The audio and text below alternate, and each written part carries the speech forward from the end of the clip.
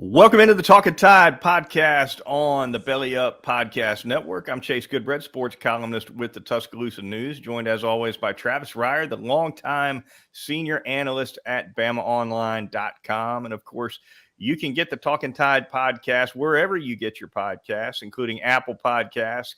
Catch us on Twitter. The feed there is Talkin_Tide. And, of course, we are out there live on YouTube and Facebook as well. The Talkin Tide podcast brought to you by Peterbrook Chocolatier of Tuscaloosa. More on them a little bit later in the program. We are back again here for a Sunday nighter. It's going to be a relatively quick edition of Talkin Tide, Travis. But, here on Talkin Tide, Travis, we talk about it all, whether it's good, bad, or ugly. And certainly the baseball scandal surrounding the University of Alabama right now qualifies, I guess, as both bad and ugly. We will delve into that a little bit. Not too much else to talk about. It's been a quiet week for Alabama football and basketball for the most part. But to kick things off, Travis, just to kind of recap the facts a little bit, it's been I guess it's been 9 days now since the actual game that was swirled in controversy, an Alabama LSU game, an 8-6 LSU victory. A couple days later, the Ohio gambling regulators and authorities more or less take Alabama off the board with concerns about some funny money, I guess, is the best way to put it, going down on that game. Activity. Yes. As the man calls it. Yeah.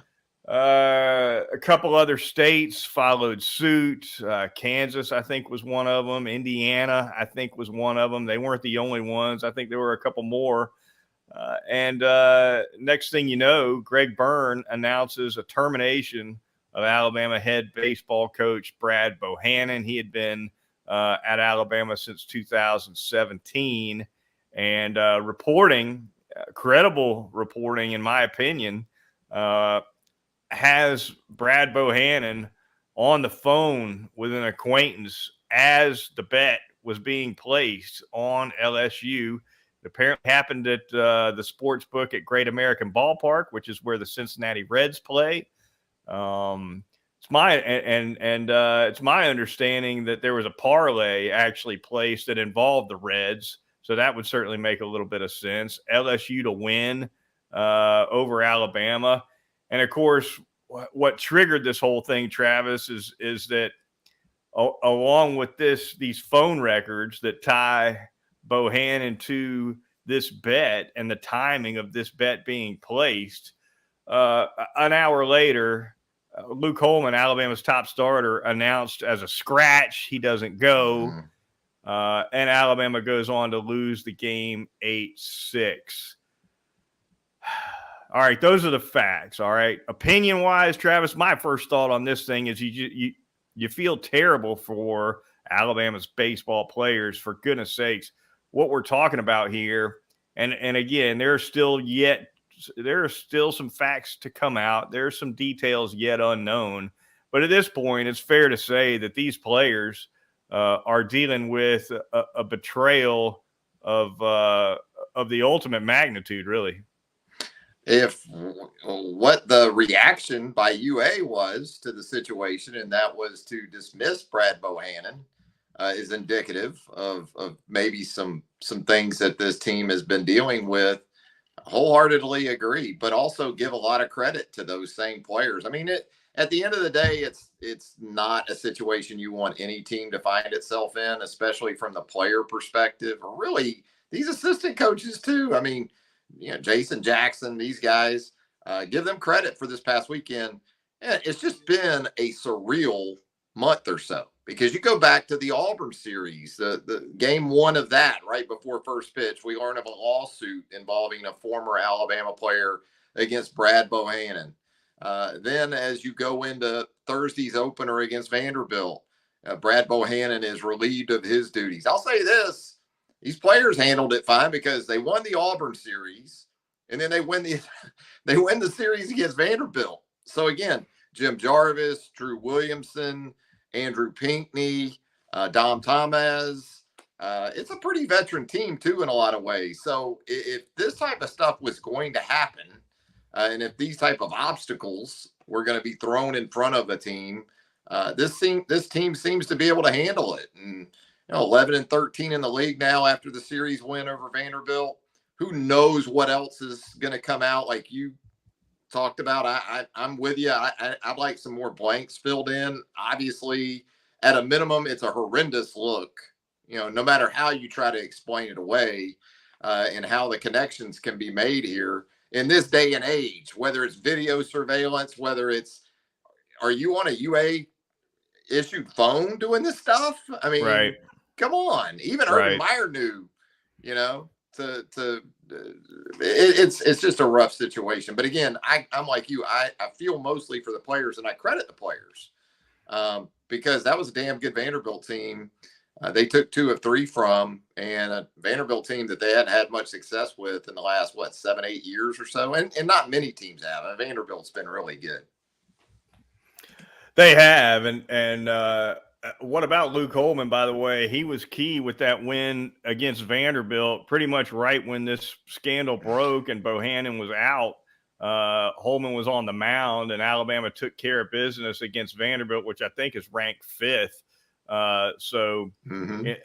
Definitely a rallying moment for the Alabama baseball team. And you got to wonder too, Travis, common sense tells us that the likelihood that Brad Bohannon got caught up in this snare the first time is unlikely, right? The likelihood is that this has been going on for a while, and who knows how many times, who knows for how long, whether it's been weeks or months or years.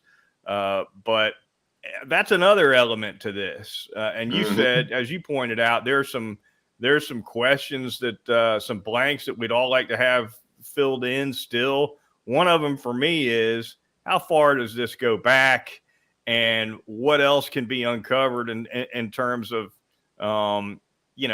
malfeasance or messing with games, messing with scores, messing with outcomes on behalf of bettors. If this is something that's been going on for years, the public deserves to know, the players deserve to know, the fans deserve, everybody deserves to know if this thing runs deeper, and it damn well may. Yeah, and I guess when you put $200K down on a college baseball game, it'll attract a little attention or something in that neighborhood anyway. And that's the great unknown, though.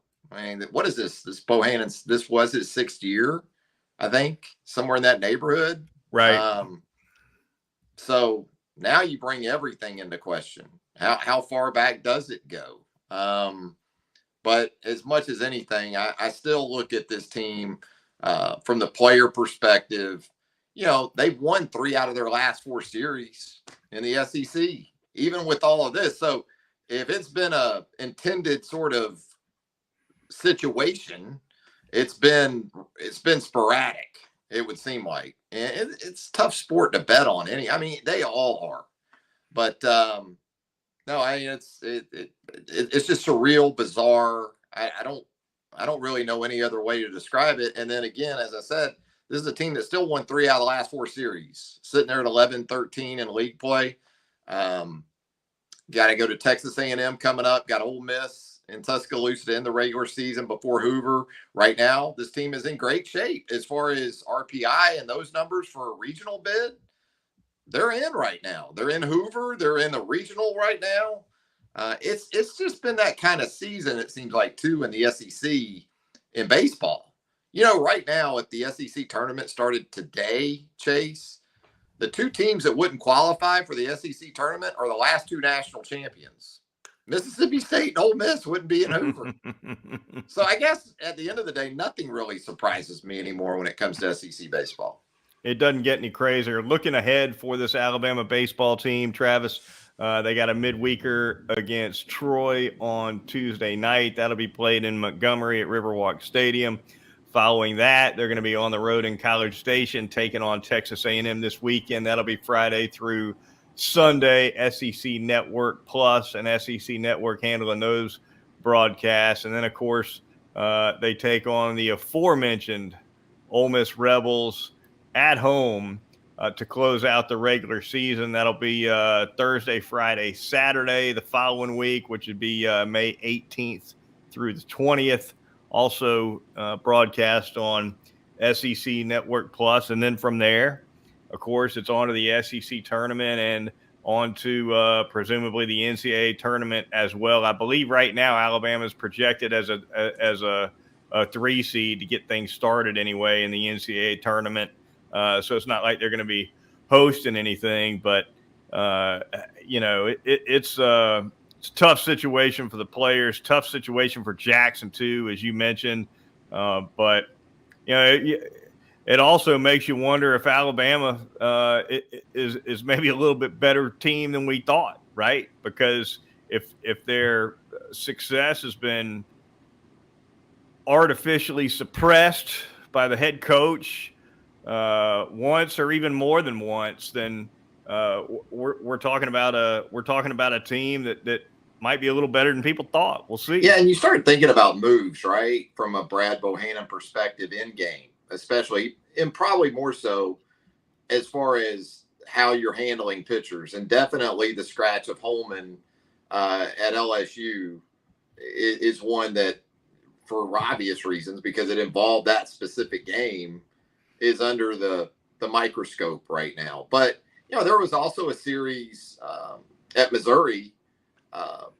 If Brad wasn't trying to push the buttons that he needed to ensure or give his team the best chance to win, I don't think he goes for a 9-out save with Alton Davis II at Missouri a couple weeks ago. You know what I mean? Like, right. If that's your guy, which Davis is right now, the left-hander out of the bullpen as your closer, and you need SEC wins and SEC series wins in game 1 or game 2 of a series like that, you're going to stretch your closer. He was trying to win that game. I know that, because you don't go to Alton Davis for a 9-out save if you're just playing around a little bit. So I guess with Holman at LSU, it's but then there were some other moves that I recall he made, and you're always going to be criticized in retrospect for how you handle bullpen, how you handle pitching changes. That's just how it goes. And but again, there were situations where I felt like, they're trying to win this game tonight, and this was before all this with the gambling stuff came out. Yeah, and it's speculative, suggests that Bohannon might have been profiting from this. Maybe he was, maybe he wasn't. Sometimes when it comes to this kind of thing, Travis, there could be favors involved. There can be threats involved. There can be quid pro quos involved, right? It's not necessarily it's not necessarily always a money thing for the guy doing something wrong. It's obviously a money thing for whoever's placing the bet. Yeah. But a lot can go into it. I know this. Brad Bohannon was making about $500,000 a year. Okay, so that's more than enough money not to need any money, unless you're doing something you shouldn't be doing. But and we know people you shouldn't deal with. We both have known people throughout the years that, not saying that Brad was in it to that extent, but people I've known personally that have gotten too far into it. Yep. It really was never about the money anyway. It ends up being about it at some point because you don't have it. Right. But, to start with, it's a competitive type situation. It's the adrenaline rush, all those things that go into play.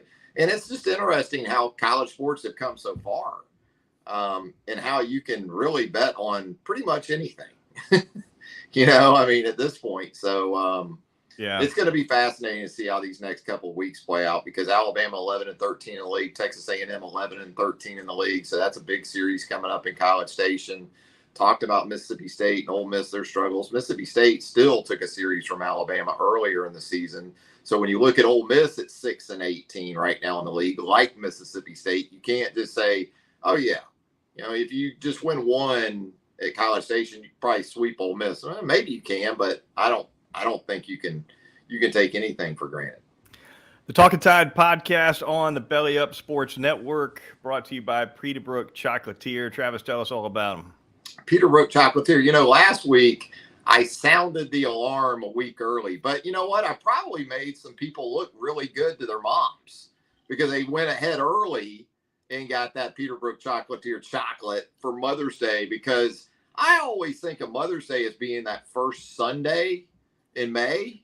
Well, it's the second Sunday. Fooled me for a week. I know. Goodbread, he's sending me texts like, you want to do the show Sunday? I'm like, well, I may have sounded the alarm. But hey, look, that just gives you more time. Peterbrook Chocolatier, 1530 McFarland Boulevard North in the Indian Hills section of Tuscaloosa. All mamas love chocolate. And the best there is that Peterbrook Chocolatier. Tuscaloosa, Alabama, 1530 McFarland Boulevard North in the Indian Hills section of Tuscaloosa. Talkin Tide podcast on the Belly Up Sports Network, the Twitter feed Talkin_Tide.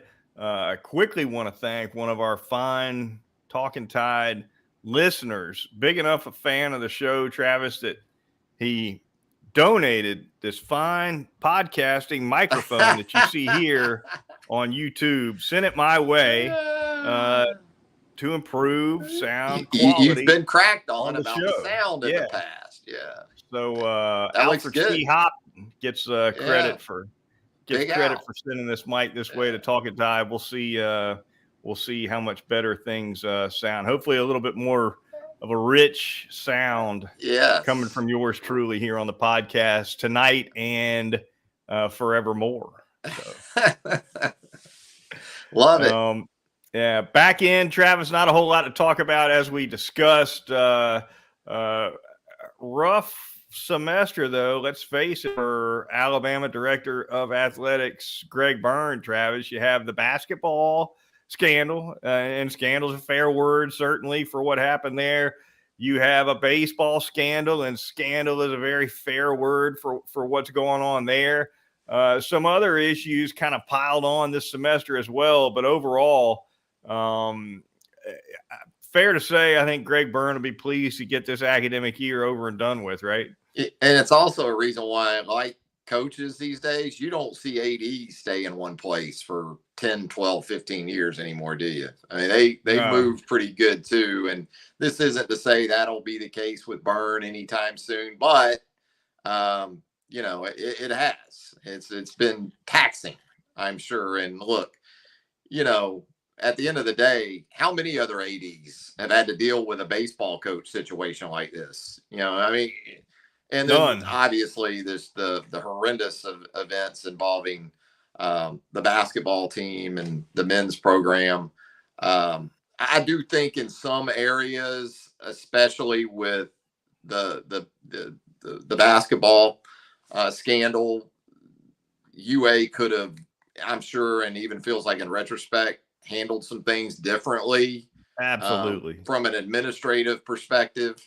From a PR perspective. Well, exactly. And that to me goes back to administration, right. How you administrate the situation. But there literally is no playbook, no manual for what has happened here in the last 5 or 6 months. So you just hope that it's very much an unwanted, unheeded learning experience for some folks. But yeah, you said it. He's ready to turn the page, get this thing to May, June, into the summer, and look ahead to the 2023-2024 year.